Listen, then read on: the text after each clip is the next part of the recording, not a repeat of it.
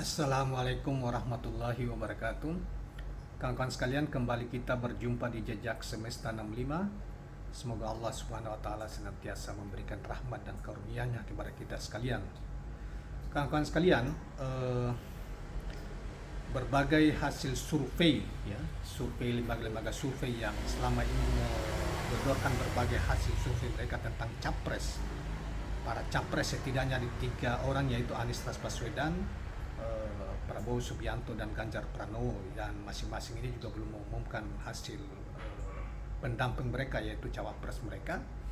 Namun dapat dipastikan bahwa 3 orang ini akan bisa maju di Pilpres 2024 yang akan datang.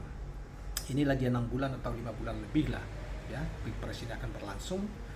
Dan Kompas juga sebagai suatu media televisi yang cukup besar ininya dan menasional, tidak jarang mengungkap berbagai lembaga survei yang banyak dikritik oleh berbagai pihak, dianggap karena lembaga survei dianggap tidak transparan, dan lembaga-lembaga survei ini juga mereka sudah menjadi bagian dari tim-tim sukses dari capres, terutama capres Prabowo maupun Ganjar Pranowo, sehingga mereka hasil mereka tuh selalu menempatkan capres lain, misalnya Anies Baswedan, di tempat yang terendah, yang ketiga. Namun begitu banyak publik juga tidak percaya terhadap survei itu, karena lembaga-lembaga survei itu dianggap sebagai tim suksesnya. Mereka sudah berafiliasi kepada capres-capres lain, sehingga dipersoalkan independensi mereka, apalagi pendanaannya mereka tidak terbuka. Bahkan metode pengambilan sampel pun disoal oleh bagi kalangan, diantaranya Rocky Gerung, Profesor Refdi Harun, dan lain sebagainya. Nah, saudara sekalian, salah satu televisi swasta yang paling banyak memproduksi, ya, berita tentang lembaga-lembaga survei yang mereka adakan, entah independen atau tidak, itu adalah televisi Kompas. Nah, rupanya Litbang Kompas juga pernah melakukan survei, kemudian CSS dan lain sebagainya selalu menempatkan Anies, ya, pada tahun yang lalu di urutan pertama misalnya. Namun rupanya memang semakin dekat dengan pemilu atau capres atau pilpres yang akan datang, itu Kompas juga mungkin makin gelisah, sehingga mau tidak mau dia 1 hari yang lalu membuat polling, tentang capres cawapres ini, 3 nama ini, yaitu Anies, Prabowo maupun Prabowo maupun Ganjar, dan diikuti oleh 62.000 voters atau pemberi suara, ya. Ternyata saudara sekalian, Anies Baswedan tertinggi, mengalahkan Ganjar maupun Prabowo jauh, dan masih ada tersisa 9% yang belum menyembunyikan pendapatnya atau pilihannya. Sebentar nanti kita akan hadirkan apa yang dilakukan oleh hasil yang dilakukan oleh Kompas ini atau media Kompas ini.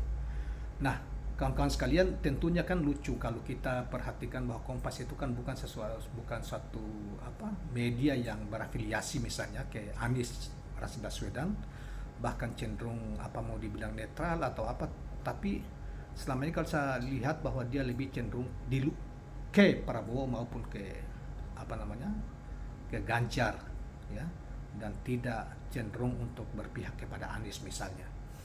Itu penilaian saya, ya, terhadap media Kompas itu. Nah, tetapi kan ketika mungkin karena gelisah ini, benar nggak sih hasil lembaga-lembaga survei ini, apalagi mereka tidak mau mengumumkan siapa yang membiayai survei mereka, metodenya digunakan bagaimana, misalnya terutama pengambilan sampelnya dan lain sebagainya. Dan mereka ini lebih lucu lagi, mengaku sebagai independen, lembaga-lembaga independen, tetapi mereka sudah menjadi bagian dari semacam tim sukses di Prabowo maupun Ganjar, yang kemudian hasilnya apa kita sudah bisa tebak, dan itu banyak diragukan oleh berbagai pihak. Hasil yang mereka publikasikan, dan seakan-akan benar, tidak malu-malu juga mereka mengumumkan itu secara terus-menerus, memproduksi survei tiap bulan, bahkan per 2 minggu, dan diprotes oleh banyak orang, bahkan tidak dipercayai bahwa mereka lebih pada upaya penggiringan opini masyarakat bahwa yang menang tuh ini loh, yang akan menang ini, seakan-akan itu bukan dan Anies adalah tidak dihitung Walaupun begitu, saudara sekalian, Anies di mana-mana diterima oleh rakyatnya. Luar biasa sambutan masyarakat ketika dia berada di Bandung, di Jawa Tengah, di Jawa Timur, atau di mana-mana. Puluhan ribu hadir, bahkan ratusan ribu.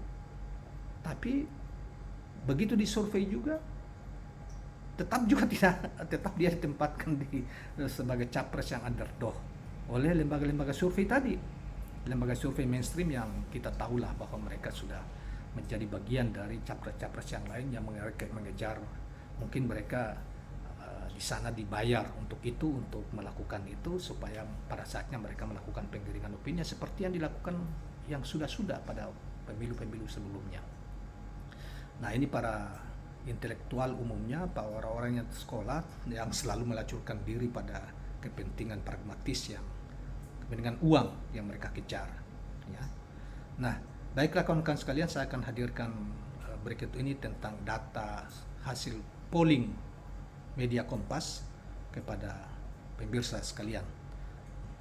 Jangan lupa subscribe, like, dan share channel ini. Assalamualaikum warahmatullahi wabarakatuh.